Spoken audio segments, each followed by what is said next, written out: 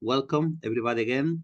Thank you very much for joining us for this session. That is the session of the month of April of our workshop series on the social analysis of penalty across boundaries. As you probably all know quite well, we are trying to put together people working from different places in the world on punishment and society topics, and try to build a dialogue across frontiers or boundaries. In this session of today, we were very, very happy to have with us Cristina Fernández-Bessa. She's a Ramón y Cajal researcher from the Law School of the University of Coruña. Cristina has been working for many years now on the area of control of migration, of border criminology, but also in the area of the governance of insecurity in contemporary cities. So she will present today in the first of her fields of study, the changing landscape of immigration detention, a case study from Southern Europe. Cristina has published with some colleagues, some of them are here in our room, a recent edited collection on these topics. So we are very happy to have her here in order to share her thoughts on this topic. Cristina, you will have 30 minutes and then we will have a moment for the Q&A. So the floor is yours. Welcome. Okay, thank you, Máximo, for the introduction. I'm going to share my screen, if I'm able to do it properly. Now, does it work? Are you seeing the full screen or just the... Okay, great. So first of all, good afternoon and good morning for those that are connected from the Americas. First of all, I would like to thank Máximo and Richard, who will come in some minutes, for the opportunity to share my work here in this forum, because every time that I had the opportunity the chance to participate, I found it to be a very stimulating and enriching space. So, and I hope that today will be no exception. Well, I also would like to thank all of you for being here and for your interest in the topic that I'll be discussing today. Well, I have to admit that over the past few days, I've been a bit distracted and haven't had as much time to prepare this presentation because, as some of you will have may know, there was a power outage in Spain this past Monday that lasted more than 12 hours, causing quite a bit of disruption. And we have been without internet, without trains, without telephone, and it has been a bit, we had a real mess here. Well, still, I do my best to share something meaningful with you today. As Máximo has said, I examined this topic extensively. First, because it was my doctoral dissertation, which I defended 10 years ago. Although my interest in this topic actually started much early through my involvement in activism for abolition of immigration detention.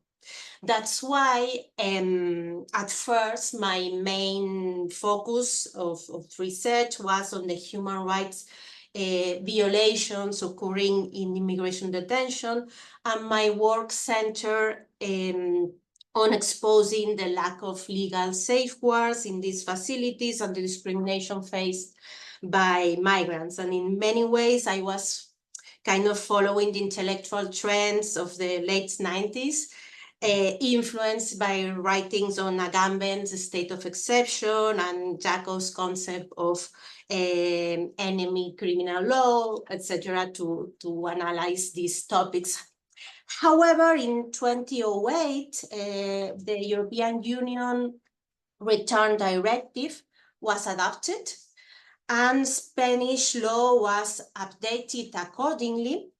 So this brought a bit of an end to that formally lawless situation, and conditions of detention centers improved a bit, occupancy rates dropped, and human rights violations became at least less widespread. So, and then I noticed too that deportation without detention and return from the border started to become a more and more important issue. Even though this topic lost some relevance in Spain, I continue studying it, and in recent years I've shifted, and I don't know if I can now. Yes. I shift my focus to international research on immigration detention. I have sought to engage in broader and cross-border conversations on this topic. And as often happens when you look at something from the outside, what you thought you understood very well starts to take on a very different meaning. So what I will be presenting today are some ideas I have been working on over past few years with my colleagues and co-authors Ana Ballesteros Pena and José Ángel Branda. And these ideas, as Máximo mentioned, are featured in the Punishment and Society special issue on the changing landscape of immigration detention. So first, on the one hand, I will talk a bit about the introduction of this issue, which explores the diversity and evolution of immigration detention practices and the challenges of understanding their meaning and consequences across the different jurisdictions. And on the other hand, I'll share some reflections from our paper on the obsolescence or the twilight of a detention-centric model of immigration control based on the case of Spain. Well, I know that suggesting that the detention-centric model is in crisis, especially in light of the recent approval of the European Union Pact on Migration and Asylum, which promotes the expansion of detention at the external borders, may sound a bit provocative, but that's not our goal. Well, not mine. I don't know Branda's one, if you allow me. But rather, our aim is to highlight the need for more nuance and to resist the temptation to say that everything is the same, because it doesn't.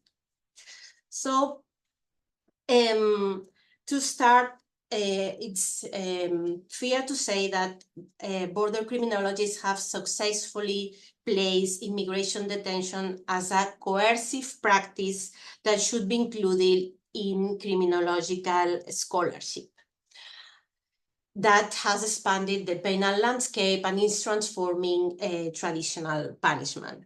According to this scholarship, immigration detention represents a kind of mixed measure between the penal and immigration control systems that can serve to control immigration and to control crime, which could be employed to ensure the expulsion of migrants, but also to manage irregular arrivals, which is sometimes identified as a policing measure and sometimes as punishment, and that can be served in prisons, but also in special facilities like camps or boats or wherever, or police officers, etc.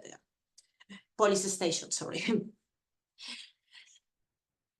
If we try to define what immigration detention is, we can say that from a strictly legal point of view, immigration detention is an administrative law instrument that serves for the purposes of border control and deportation. However, this legal definition does not exhaust the socio-legal and criminological debate on the measure, on the nature and mission of this measure, which, according to research, can be for crime prevention purposes, as a can be seen and perceived as a punishment, can be used to deter new migrants or to persuade actual migrants to leave the country, or even for public order reasons. In this regard, one of the most influential ideas is the pre-migration thesis. And this theory, as many of you already know, says that immigration law and criminal law have become increasingly connected, and because of that, tools like detention and deportation, which were originally meant for immigration control, are now also used to deal with crime, especially crimes committed by non-citizens.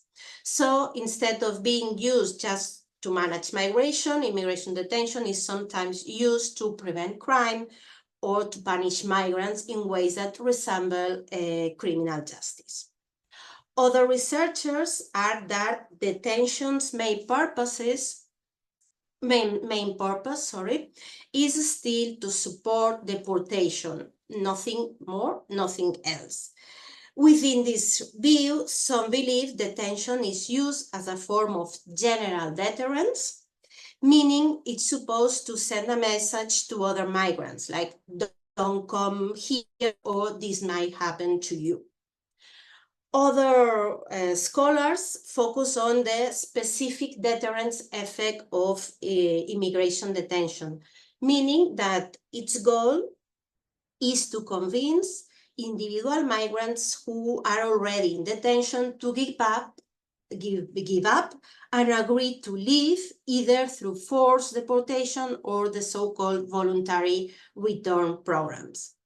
And this idea only works, of course, if conditions of detention are bad enough to push people to leave voluntarily. However, despite the significant academic efforts invested in exploring detention practices from this perspective, most researchers agree that these deterrence strategies don't actually work very well. They often assume that states have strong, well-organized systems in place to carry out detention and deportation efficiently, but in reality, many countries don't have the capacity, and their systems are either too small, too unstable, or too underfunded to consistently carry out large-scale deportations that may be useful to deter people. And because of these limitations, some scholars argue that immigration detention serves more modest purposes, especially in countries like Italy, where deportation rates are very low. There, like in countries like Italy, detention isn't primarily about deporting people, but rather about managing street-level public order, facilitating policing efforts to govern the usual suspects or allegedly troublesome non-citizen groups. And well, since detention often fails to meet its official goals, scholars have looked at other possible reasons why it's still used, such as policy membership, strengthening national sovereignty, and managing poverty among non-citizens groups.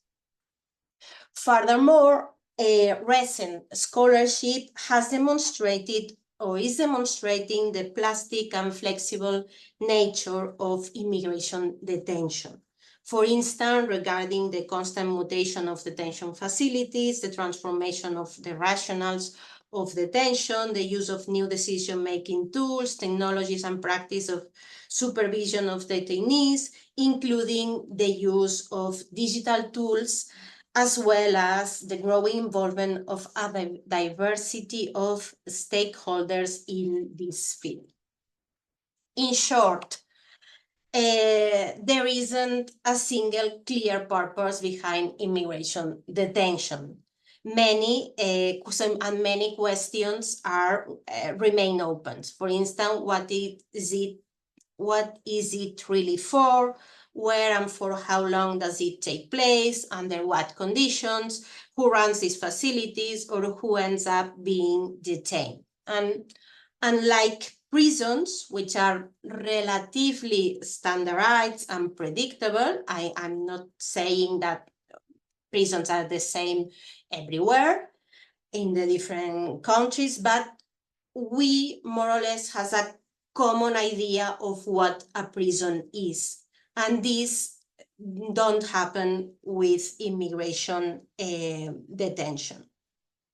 Immigration detention varies widely across contexts because it's very flexible and adaptable, which make it very difficult to define. And one of its defining features of immigration detention may be its versatility, meaning that it can be reshaped and repurposed according to shifting political priorities, migration trends, and the varying enforcement capacities of different states.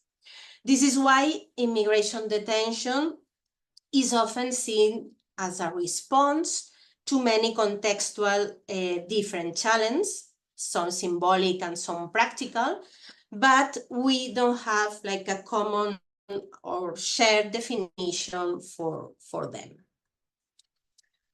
Furthermore, there is also a lack of conceptual instruments that allow us to capture sub-regional and country variations and to understand the particularities of different systems of detention.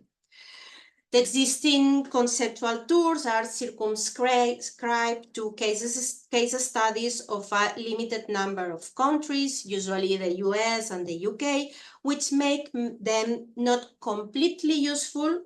It's very useful for some stance, but not that useful to understand practices and rationales taking place in different contexts.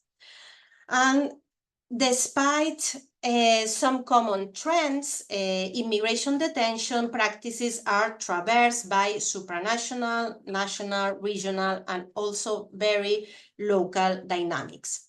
Additionally, the particularities of the different cases, the diversity of disciplinary approaches, and the tendency towards methodological nationalism makes it difficult to engage in international and multidisciplinary academic debates. No? We usually have a lot of case study of particular realities. We are not ever put in a broader context, which make it very difficult to have a dialogue or even to compare with other situations. Well, to push the boundaries of border criminology and bring a bit of fresh perspectives into the conversation, in our special issue, we aim to first decentralize the field by including countries that are often left out of mainstream academic debates. And this doesn't just mean expanding the mat, it also means highlighting practices that have gone unnoticed simply because they happen in understudied regions. And one example is, for instance, the growing trend of deportation without detention. And this decentralization isn't just relevant for immigration detention, of course, it speaks more broadly to punishment society scholarship, especially given the rise of research and publication of Southern and decolonizing criminology. And second, we wanted to introduce or to propose more flexible analytical tools for future research. And in order to help us to better understand the wide variety of immigration detention practices across different regions. And to illustrate here today, I'll draw on findings from our case study on Southern Europe. Well, so far, both Gray literature and some academic works on migration control and border penalty have tended to focus heavily on detention, assuming that deportation policies depend on well-developed detention systems. But as I'll show, new forms of containment are emerging along Europe's southern border, challenging this detention center model. Since the mid-2010s, countries like Greece, Italy, and Spain, once known mainly for receiving irregular labor migration, have become key destinations for asylum seekers, which was something new in these countries. This shift has led to the new ways of managing migration. The traditional closed detention centers, usually related to the criminal justice systems, are still around, but now they are part of a much more complex and unstable system of different containment practices. Hotspots are a good example of this shift. Launched by the European Commission in 2015, the hotspot approach was designed to help frontline countries manage the identification and registration of incoming migrants and asylum seekers. It has been implemented in Greece, Italy, and throughout differently in Spain. While these hotspots were meant to be temporary, they have become more permanent and widespread. What makes them unique is their flexibility. They can be set up, move, or close depending on institutional needs. And these centers also blur the line between care and control. Humanitarian and punitive purposes coexist, regardless of whether the centers are officially labeled as reception or detention facilities. Scholars have looked at this in these centers, in the hotspots in different ways, and Campesi describes them as operating with a logic of confinement, or Martina Tazzioli argues that they are a tool for disrupting migrants' movements and keeping them in place without the necessity of locking them up. And well, the growing archipelago of hotspots may actually be a sign that the detention model is in crisis. Instead of relying on fixed detention centers, the European Union is shifting towards a much more flexible system that can adapt more quickly to migration pressures. In countries with limited capacities to deport, like those in Southern Europe, the emphasis has shifted from deportation to containment, screening, and registration. And this reflects a broader European context where secondary movements, meaning when migrants move from one European country to another, are now a major concern. And there is also a growing focus on intra-European Union returns, particularly under the Dublin system. Well, one reason detention systems persist is their versatility or their adaptability, meaning that they can serve multiple purposes and respond to varying pressures. However, that doesn't make them unchangeable. In fact, the COVID pandemic exposed just how fragile these systems can be. In many detention systems in the global north had been underperforming for some time during the pandemic and released many detainees, demonstrating that migration management does not collapse in absence of widespread detention. And the pandemic also revealed how rapidly new forms of confinement can emerge. Then the series of mobility crises in the Mediterranean has made it clear that detention alone has been able to fulfill its border control role. Instead, new forms of containment are appearing, ones that combine detention, reception, and border control with an humanitarian narrative. Within the hotspot system, the main goals are now screening and sorting and not deportation, because many countries are not able to carry them out.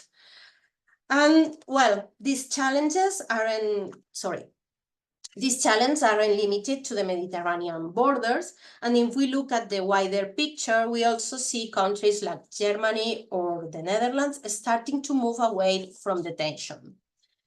Instead, they are putting more emphasis on so-called voluntary detention and voluntary return programs, even though these often raise human rights concerns and can act as a kind of soft deportation. Meanwhile, alternatives to detention, like mobility restriction and electronic monitoring, have also been shown to be harmful according to many ethnographical studies, but they are spreading a lot. And at the same time, recent proposals from the European Commission show a growing focus on public order and national security as grounds of detention. So the current detention moment is full of new developments. It calls for a research agenda that explores emerging forms of, for instance, digital confinement and other punitive measures, or even humanitarian, so-called humanitarian measures, and that may step in to fill a kind of obsolescence of the detention-centric scenario. To take this research agenda, just to finish this presentation, we propose to have some flexible analytical tools, and specifically we propose a framework that uses 5 dimensions, like axis on a graph, where a particular practices of immigration detention can be placed and explored in order to better understand the commonalities and nuances of different contexts. So the dimensions of analysis are the rationale of detention, space and time, living conditions and violence, the actors involved and stakeholders, and the categories and experiences of the detainees. Regarding the rationale of detention, as I mentioned before, this axis between punitive and humanitarian is becoming every day more relevant. Historical and sociopolitical trends, we know that historical and sociopolitical trends, influence the configuration of countries' approaches to international mobility. And there are certain Western countries where they have a very developed refugee system with a humanitarian orientation, while other countries have focused more on punitive management of economic migrants. However, over recent years, traditional trends are changing, resulting in historical asylum countries hardening conditions to access and live legally in the country, while other countries have begun to adopt more humanitarian approaches to migration and asylum. Consequently, it is necessary to situate the components of immigration detention and containment practice within their diverse forms on analytical axis between these punitive and humanitarian approaches. Then, space and time. Space and times are crucial elements in socio-legal studies and also in immigration detention. The combination of spatial and temporal conditions determines the configuration of the whole detention and its impact. However, it is not merely physical detention in a prison or closed facility that is relevant here. forms of containment through mobility, which take place in camps, islands, or the community, have also offered new dimensions to our approach to spatial temporal constraints. Moreover, the ways in which individuals navigate temporalities within detention and containment institutions are shaped by multiple factors that need further exploration. Thus, the axis of space and time traverse the system of detention in a multidimensional manner, affecting its configuration, but also shaping the experiences of migrants and asylum seekers in detention and containment. Then, living conditions. The harsh living conditions of detention centers have been documented by scholars and NGOs and identified as violation of human rights.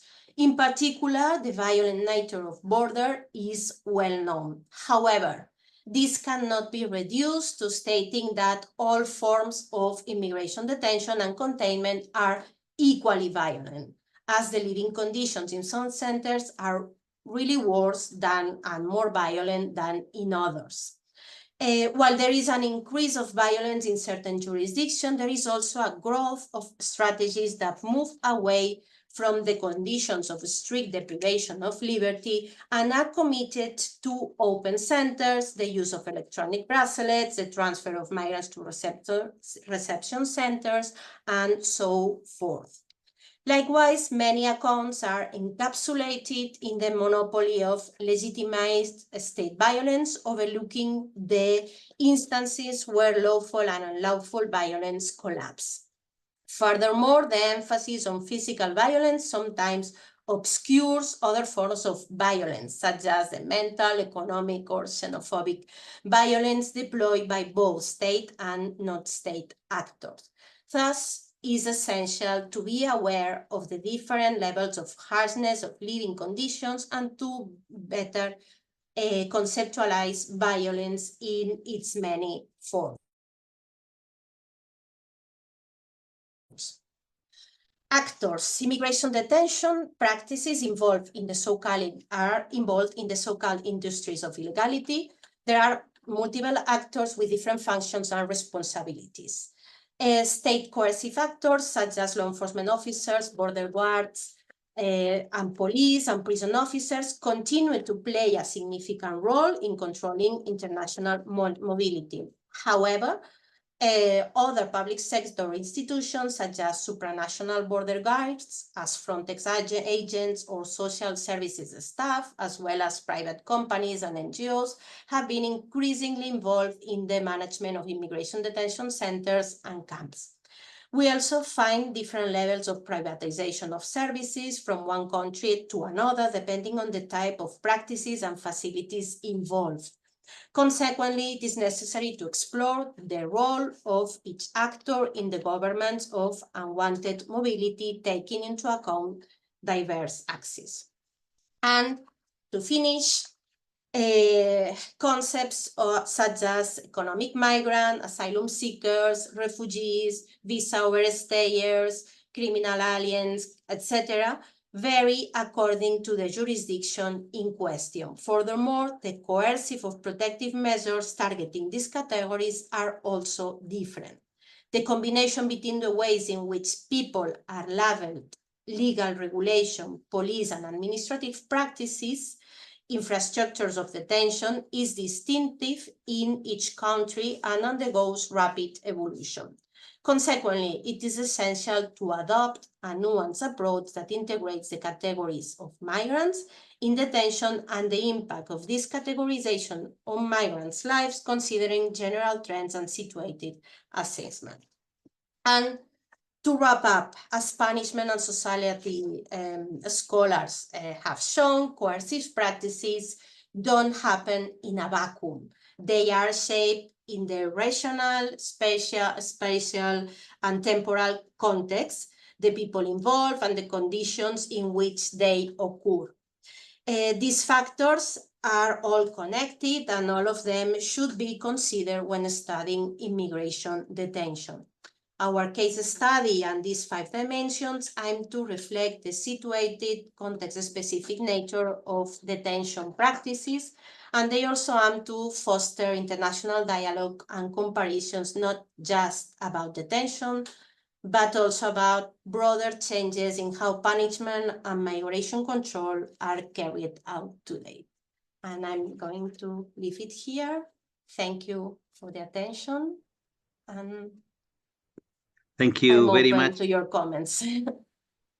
Thank you very much, Cristina, for your very, very interesting presentation.